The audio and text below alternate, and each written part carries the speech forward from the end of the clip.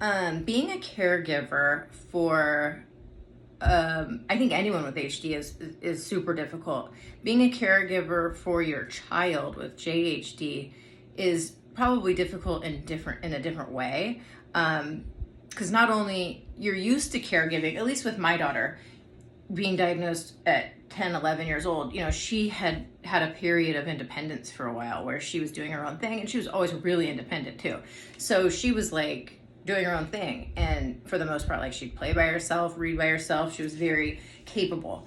And so now she's 19, we're reverting back, like we kind of peaked, and then now we're coming back to like toddler status. She needs help walking, she needs help brushing her teeth, she needs help brushing her hair, she has to have me shower her. So that's a little hard, and I think the reality of it is the day-to-day is a lot. It really is. We have someone that comes in a couple of times a week, and the day-to-day is a lot, because I've raised my kids. I mean, they're old enough to take care of themselves, right? And so the thought of taking care of someone like a toddler at this age is hard.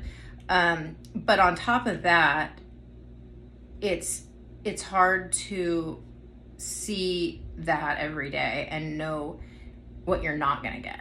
So, I'm not only caregiving, but I'm grieving, and every day or every time something new happens or she has a new need, it's another loss. So, as a parent, you're grieving, all the other kids graduated high school and they were going to college. Well, we weren't. All the other kids were getting their license. All the other kids were getting their jobs. Then eventually they're all going to be getting married and having kids, and we're not. And so being a caregiver to me is, I'm focused on her and everything she needs, but the reality of the world is still going on around us. And so, sitting in that caregiver mode can be really isolating.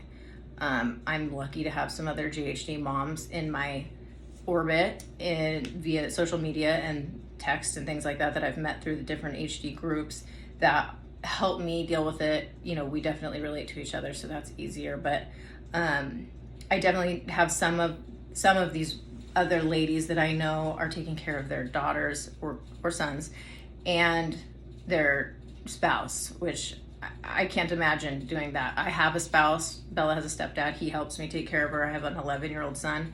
He's helpful sometimes. And then, we have an in-home caregiver that comes a couple times a week. So I feel fortunate to have that.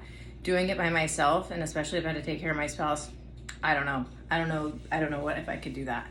So, caregiving isn't just about the physical stuff that you're doing. It's the emotional toll. I'm washing Bella's hair in the shower and thinking, there's going to come a day where I wish I could do this. But the reality of it is I wish I didn't have to do this.